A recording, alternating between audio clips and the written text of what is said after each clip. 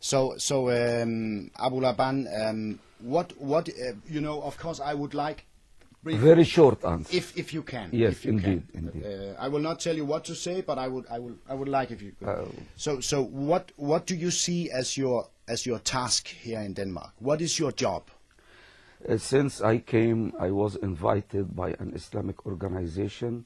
My function to me was very clear: to help Muslims to have an identity and practice Islam in the most peaceful and practical way, and to help the Danish community to understand more about this small community, their needs and their problems.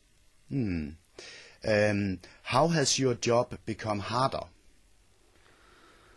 This kind of Islamophobia had very dark reflection in our situation, which will start by prejudice, mistrust, and finally hate and unfair accusations. But this is reality and this is life. When you have knowledge through your life and you have knowledge from religion, you will stick to your mission or duty. You will control yourself. You will try to be optimistic as much as you can. And first and foremost, you know that life is a test. We have to do our best to be rewarded in the hereafter. How do you see the atmosphere or the debates around Muslims now in comparison when you came to Denmark in, I believe, '84 or maybe 10 years ago? How is the atmosphere and the debate now if you compare to, say, 10 or 15 years ago? A very good diagnosis we get it from sociology. It's a phenomenon well known in history: migration, settlement, integration, and assimilation. There is symptoms and we have to respond to them. It's very normal when a certain nation or people feel scared from intruders, from foreigners. But after time, even if it is hard time, they will understand each other and they will live in nice kind of coexistence. So regardless of this tough time, the anti-Islamic rhetoric, I'm dead sure that it will vanish, it will decline, and it will be contained. I think we have reached the climax. There is nothing else to speak against Muslims and against Islam. So the cycle of life, the cycle of history, that Danes will think in a different way. So many of them are kind and fair, and we are heading to a more peaceful and nice period of coexistence. So you think it will get better? Definitely. I never suspected this conclusion. Ever, never. Why is it hard to be a practicing Muslim in Denmark? No, in reality it is not. Until Muslims started to assume jobs, second generation, we have the obstacle of turkile, al-hijab, or scarf. But unions had responded, the human rights activists responded. Again, of course, for a liberal society like Denmark, where summer looks hot and people prefer half-nakedness, of course, hijab will be very offending, this kind of Islamic dress for women. But people got acquainted to it. The integration, Ministry of Integration with its projects to encourage companies to hire practicing Muslims, I think, again, it will be very normal in the very short future. So it will get better? Yes, no doubt about that. Looking to you as a person, you have been a lot in the media before, yes, and now, and not least now. Yes. Do you feel that you are more respected amongst the Danish people than you were, say, 4 or 5 years ago? Are you more respected today? What do you feel? Yes, the lesson we learn, I like to learn, I read too much. So I started to identify the role of media compared with political approach, and the third dimension, the day-to-day life, the common streetsman. In all occasions, I have good relation with Danes. When I go to debate, whatever the climate outside is hot and bombardment, but inside we have warmth and closeness. Danes by nature, they are very modest and very nice. They like to learn and to debate. And it's a privilege, me as an ethnic Muslim, I have to use it. So my conclusion, without exaggeration, as a person, when I deal with people, I find a big deal of trust and respect, and they like to listen to me and to discuss with me. We spoke about this one first. How have you changed your personal tactics and your rhetoric as Muslims have become more and more hatred in Denmark? As the atmosphere has become worse, how have you changed your tactics and rhetorics? Well, I like to adjust this expression to be more accurate, that it's the other side. Danes become more interested. Media is in the vanguard because this is their job. So we have been reached and visited by media more and more. That's why the exposure had a longer period and a bigger area. It was my attitude. I am the same person. The group who is close to me, I think we have some sort of harmony in mentality and approach.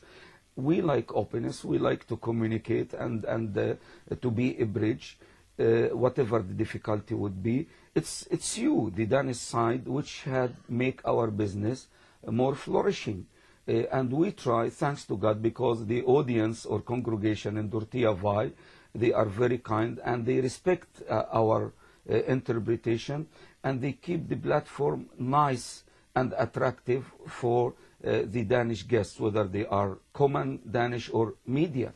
So it's not our capacity, it's not our initiative, it is the Danish institutions. So you see the Danish society as more acceptable.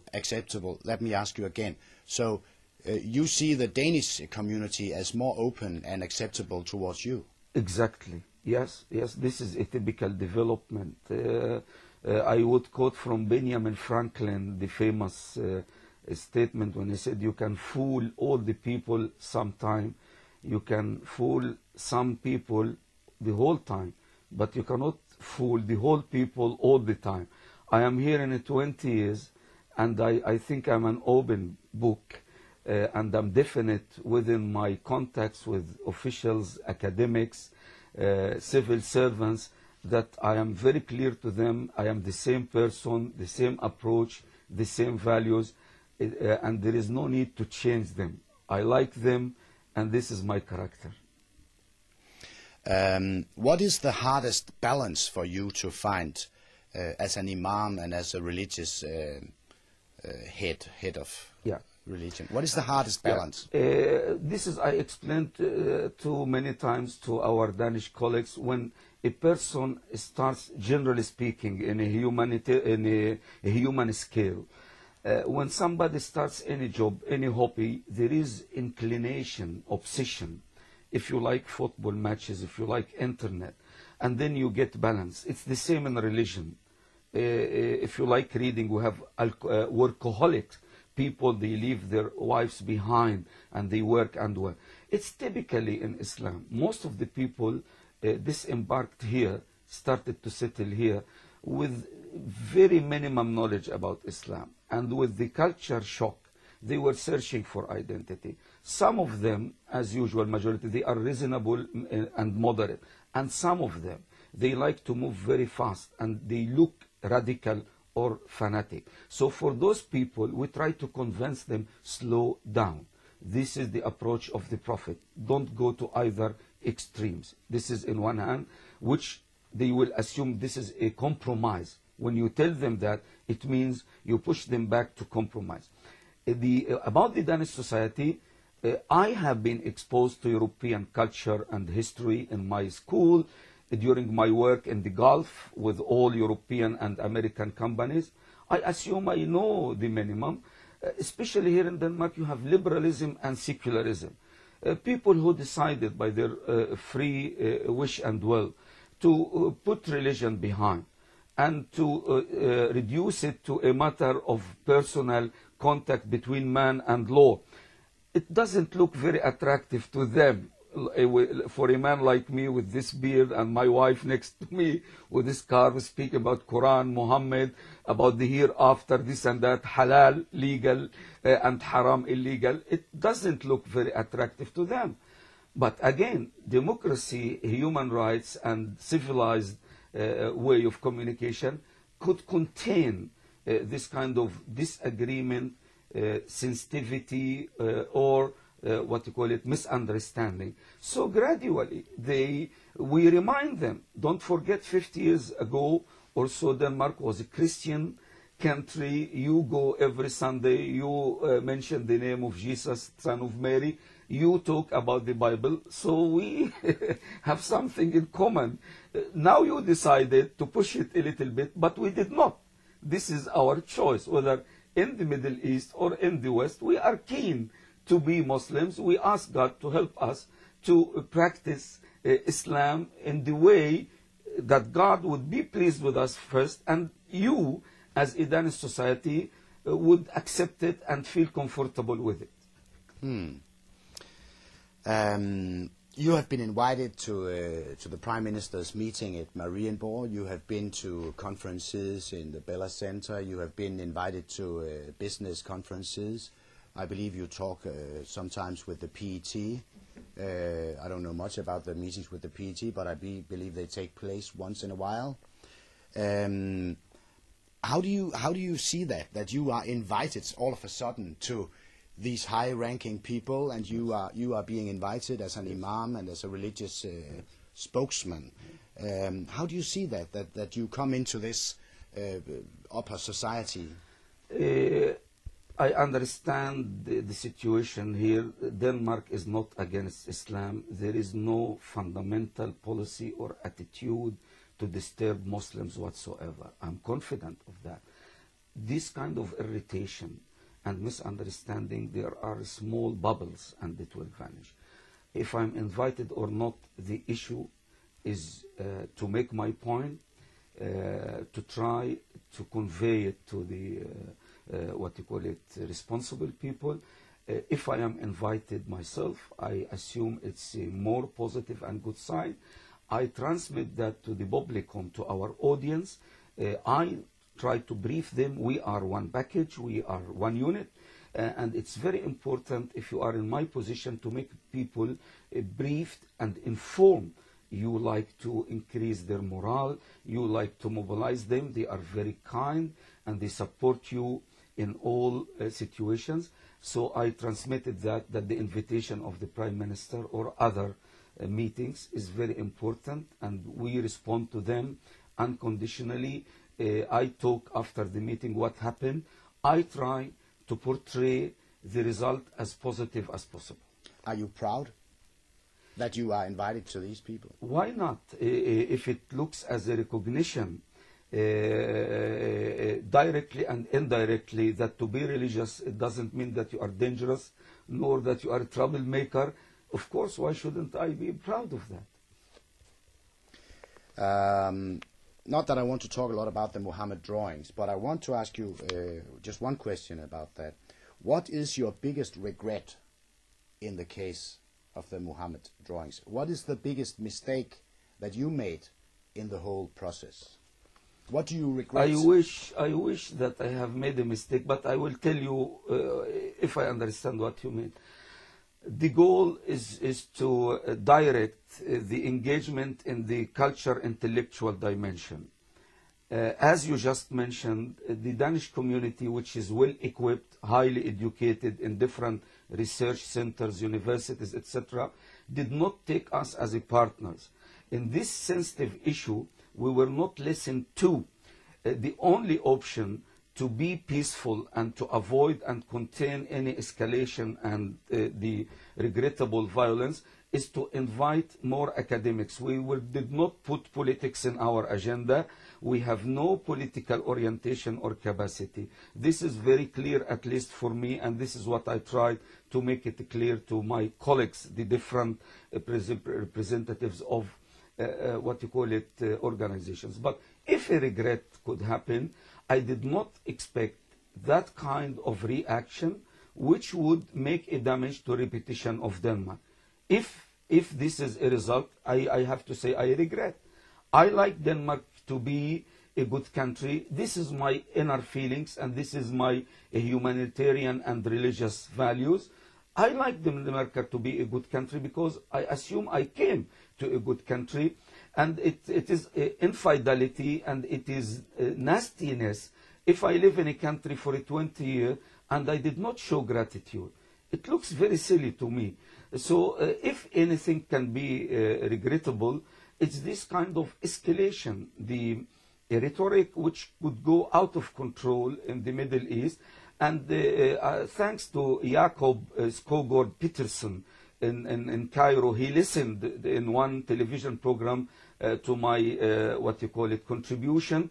I tried to be fair and neutral. I tried to, in 10 minutes, to tell that Europe did not declare war against Muslims. When you are far, do not exaggerate, do not jump to conclusions.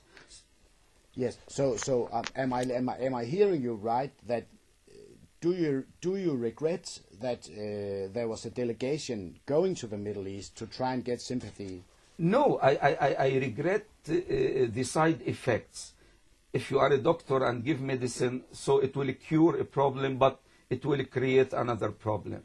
The delegation is better, and we examined the situation. Most of the statements were written.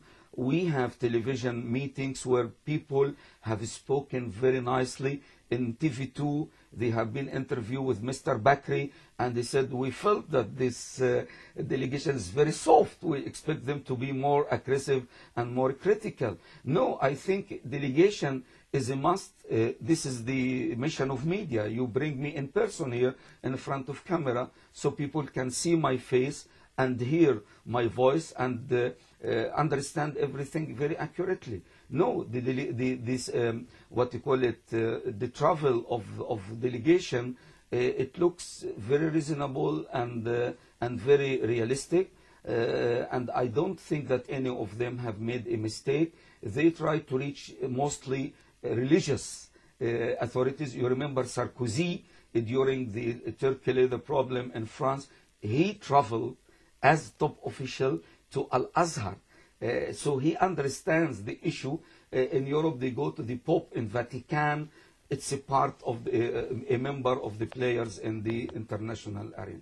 So really, you are sorry that all these anti-Danish feelings have come up in the Middle East because of this case. And I told some of our friends, journalists, when they came, I learned from history that there are heroes by chance and there are criminals by chance. I say I feel sorry that Denmark maybe one way or another will pay the unpleasant price for the anti-Western sentiments in the Middle East. I wish it didn't happen. I wish that we can contain it and bring things back to the normal track. And this is what you're trying to do now? Exactly, yes. So a little bit more about your religious way of thinking. What is your political dream? Is that an Islamic world? Is it the caliphate? What is your political dream? We use a very practical expression here, is to practice Islam, whatever the depth and the extension. So the idea we have been created by Lord to practice life in the best way. Whatever we achieve, it's good within our life span. As such, we shouldn't expect any fanaticism or any radicalism or fundamentalism. If you call this expression Khilafah or the Islamic State, it should be done by the consensus of majority, like in democracy.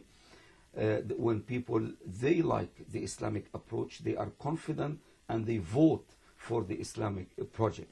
This is the concrete, what you call it, philosophy of politics in Islam. To intimidate people, to use the so-called sword of Islam to compel people, it had never existed and it will never exist. And you don't believe that? No, I don't. We expand. You have seen after the British and French colonization, secularism did not work in the Middle East. What you call it, socialism did not work. Arab nationalism did not work. Again, it's coming back to the roots and about the what you call it, the original values, and people are interested in Islam. Just a very small point. I know when people are so frightened about Khilafah or about Islamic State, because we start with the wrong assumption that Islam is a radical religion. It's very religion, very tough. There is no smoothness, there is no tolerance, etc. Of course, if we start from that, we all should fight against Islam or against the Islamic State. But in my interpretation, when I feel Islam as a message is balanced, it believes in tolerance and coexistence. It depends on the intellectual engagement. So I feel this is my choice and I'm convinced about it. Do you believe that the caliphate will reinstate some place in the world? Do you believe it will happen again?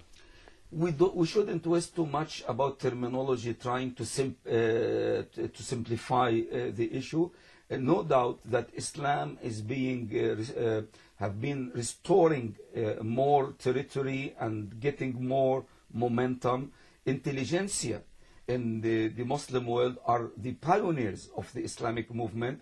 They combine science, modern life with their religious values. They never felt that there is a conflict between politics, which the politics and religion, which is church, and science, which is the university. They feel that there is a harmony. So the development is increasing day to day. We are trying to have Islamic economy in Britain now. We have Islamic Bank of Britain. A long time ago, we have IBI, Islamic Bank International in Copenhagen. Islamic economy is contributing to the answer of some problems, poverty, unemployment. We have about pedagogy, sociology, and psychology. We assume the approach of Islam. Jesus Christ is a great teacher. Moses is a great teacher, and as well Muhammad is a great teacher. The roots of pedagogy Islam comes from the guidance and approach of Prophet Muhammad. In every nation there are problems about productivity, efficiency of the students, about their manners and values. So Islam is a recipe in pedagogy. We assume that we contribute in very efficiently and so on. If we look at Islamic politics as the decision of the majority under the umbrella of Sharia, where we have some similarity with democracy, it means it's neither tyranny nor theocracy. If we look that masses will get the ultimate authority as God appointed them, so I think democracy will be happy with this kind of approach, and as such we could look at the Islamic project in a more positive way.